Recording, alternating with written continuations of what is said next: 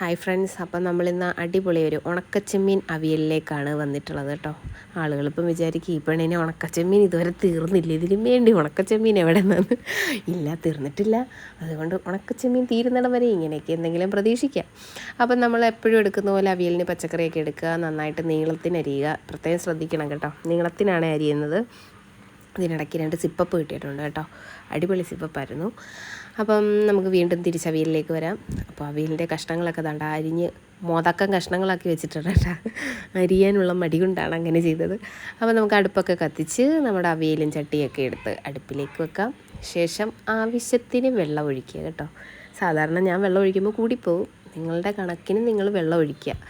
സത്യം പറഞ്ഞാൽ ഇതൊക്കെ കാണുമ്പോൾ നന്നായി പാചകം ചെയ്യുന്നവർ കണ്ട് ചിരിക്കും. ഇതൊക്കെ ഒരു തട്ടിക്കൂട്ടാണ് കേട്ടോ. പിന്നെ നിങ്ങൾക്കും കണ്ടുകൊണ്ടിങ്ങനെ ഇരിക്കുക, ചുമ്മാ എനിക്കൊരു എൻ്റർടൈൻമെൻറ്റ്. അപ്പം നമ്മൾ വിഷയത്തിലേക്ക് വരാം. മഞ്ഞപ്പൊടി, ഉപ്പ് ഇടുക.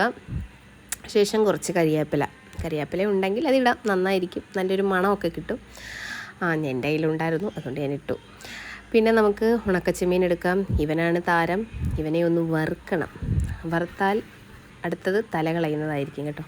അപ്പോൾ ഇവനെ നമ്മൾ വറുത്തിട്ടുണ്ട്. എൻ്റെ കൂട്ട് കരിക്കണ്ട, അത്യാവശ്യം ഒന്ന് ചൂടാക്കി എടുക്കുക കേട്ടോ. അതിന് ശേഷം നമുക്ക് തലയൊക്കെ പിച്ച് കളഞ്ഞ് വൃത്തിയാക്കി വെക്കുന്നുണ്ട്. ഇത് വൃത്തിയാക്കുന്നതൊക്കെ ഒരു ജോലിയാണ് കേട്ടോ. ശേഷം നമ്മുടെ തിളച്ചുകൊണ്ടിരിക്കുന്ന അവിയലിൻ്റെ അടപ്പ് മാറ്റാം. ശേഷം നമുക്ക് ആ സുന്ദരനാക്കി വെച്ചിരിക്കുന്ന ഉണക്കക്കൊഞ്ചിനെ അവിയലിലേക്കിടാം. അവിയലിലേക്ക് ഇട്ടിട്ട് തിളക്കുമ്പോൾ ഒരു മണമൊക്കെ വരും കേട്ടോ.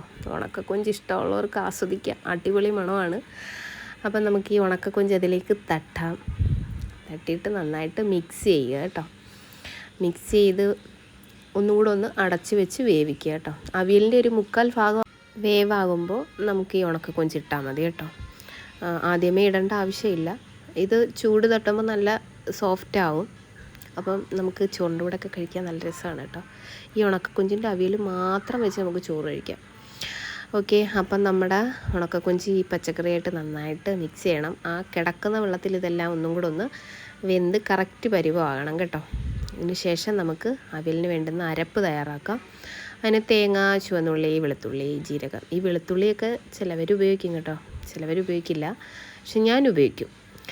അതിന് ശേഷം ഇത് നമുക്ക് ജാറിലേക്ക് ഇടാം. അപ്പോൾ ഒരു ശകലം വെള്ളവും ഇച്ചിരി മഞ്ഞൾപ്പൊടിയും കൂടി ഇടണം കേട്ടോ. ഞങ്ങളുടെ വീട്ടിൽ പൊടിച്ച മഞ്ഞൾപ്പൊടിയാണ്, പക്ഷേ എത്ര ഇട്ടാലും അങ്ങോട്ട് കളർ വരുന്നില്ല. അപ്പോൾ പൊതുവേ ഇതിനകത്ത് മഞ്ഞൾപ്പൊടി ചിലവർക്ക് തോനെ ഇടണം, ചിലവർക്ക് കുറച്ചിടണം എന്നൊക്കെ ഉണ്ട്. അതുകൊണ്ട് ഞാൻ പറഞ്ഞതേ ഉള്ളൂ. എൻ്റെ വീട്ടിലെ മഞ്ഞൾപ്പൊടിക്ക് ഇത്രയും കളറേ ഉള്ളൂ. അതുപോലെ തന്നെ ഈ വെന്തിരിക്കുന്ന ഈ ഒരു കൂട്ടിനകത്തോട്ട് ഈ അരപ്പിൻ്റെ കൂട്ട് ഇടാം. അരപ്പിൻ്റെ കൂട്ടിട്ട് ശകലം വെളിച്ചെണ്ണയും കൂടെ ഒഴിച്ച് തീ കൊടുത്ത് ഒന്നുകൂടെ ഒന്ന് മിക്സ് ചെയ്ത് ഒന്നുകൂടെ ഒന്ന് വേവിച്ചെടുക്കാം. ഈ ചൂടിനകത്ത് ആവിയിലിരുന്ന് ആ അരപ്പും കൊഞ്ചും പച്ചക്കറിയും എല്ലാം ഒന്ന് വേകും. ബാക്കിയുള്ള വെള്ളം, ആ അരപ്പിലെ വെള്ളം ഒന്ന് പറ്റി വരണം.